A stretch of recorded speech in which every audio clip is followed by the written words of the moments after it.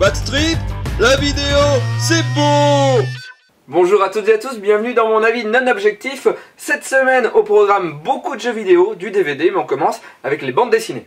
C'est en train de sortir, c'est vieux mais ça ressort, c'est les intégrales Spirou. Là on en est à Fournier, donc on attaque bientôt les années 80. C'est des gros albums, à chaque fois il y a au moins 3 albums de bandes dessinées à l'intérieur.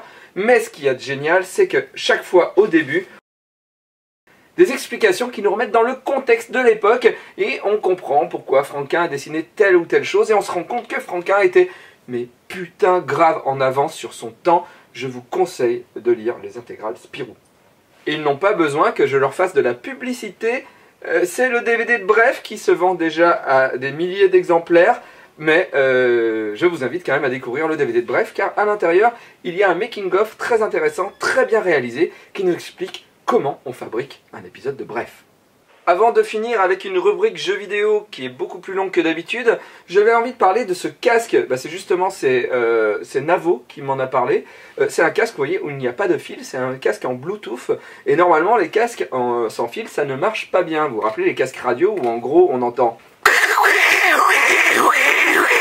Et bien là, ça fonctionne. Alors bon, des fois ça fait... Je te promets le sel au baiser... ta bouche. C'est tactile. Bon alors le problème c'est que c'est tactile ici, donc des fois quand tu enlèves ton casque, tu lances ton casque, ça c'est un peu con, mais c'est vraiment le meilleur casque Bluetooth que j'ai vu pour l'instant, c'est Philips, et ça coûte 100 €.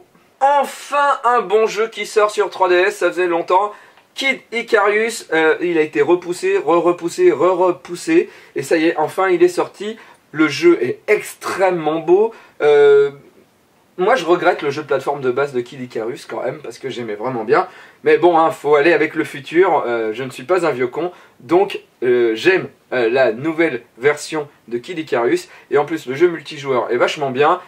Si vous avez une 3DS, il vous faut Mario Kart 7 et Kid Icarus. Moi je me fais souvent baiser par la publicité. Alors la publicité qui passe sur toutes les chaînes d'habitude elle me parle carrément pas. Mais quand une nouvelle console sort, je me fais baiser. J'ai tenu 15 jours. Voilà. J'avais vraiment pas envie d'acheter la PS Vita car la PSP je m'en suis quasiment jamais servi. J'ai piraté 2 jeux dessus, et oui, j'ai piraté des jeux, mais parce que j'avais acheté des jeux et j'y jouais pas.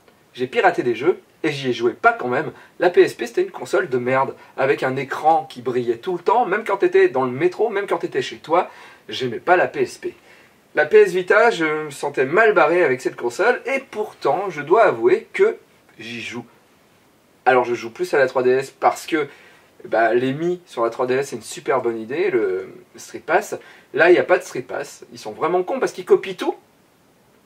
Et pas le Street Pass qui est le truc le mieux. Alors qu'est-ce qu'elle a cette console? Elle est tactile bien sûr, elle est tactile derrière aussi, ça c'est la nouveauté. C'est le savant mélange d'une 3DS et d'un iPad, hein, tout simplement. L'écran est super confortable, super grand, ça j'adore. L'écran est vraiment bien et il ne brille pas. Au moins ils ont appris avec la PSP. Mais qu'en est-il des jeux sur PS Vita? Alors j'avoue que moi les jeux PlayStation c'est pas trop mon truc. Donc voyons un petit peu les jeux que j'ai aimés. Quand on aime Nintendo on se dit je vais leur prendre Little Deviant, hein. Ça va être des mini-games, ça va être comme Nintendo. On va pouvoir utiliser toutes les capacités de la console. Puis on s'emmerde très vite.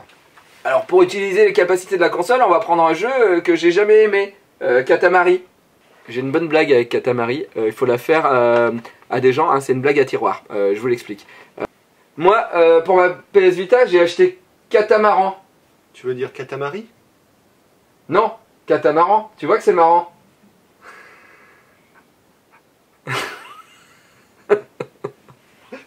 Marvel vs Capcom 3. Alors j'étais quand même assez déçu par la version PlayStation. J'y ai beaucoup joué le jour où je l'ai eu et après j'ai arrêté. Et là il y a des personnages en plus et ils sont cool déjà parce que Hawkeye il est bien, le motard fantôme Ghost Rider il est bien et j'y joue beaucoup plus que sur la PlayStation. Voilà. Moi j'ai trouvé qu'il était bien. Même si je l'ai acheté d'occasion, parce qu'il y a des gens qui n'ont pas dû aimer, mais je trouve que l'Ultimate Marvel vs Capcom 3 est bien sur la PS Vita, même s'il n'y a pas d'intérêt, vu que c'est pas tactile ni rien. Bon jeu. Mais bizarrement, les jeux auxquels j'ai pris le plus de plaisir à jouer, c'est des jeux que j'ai téléchargés.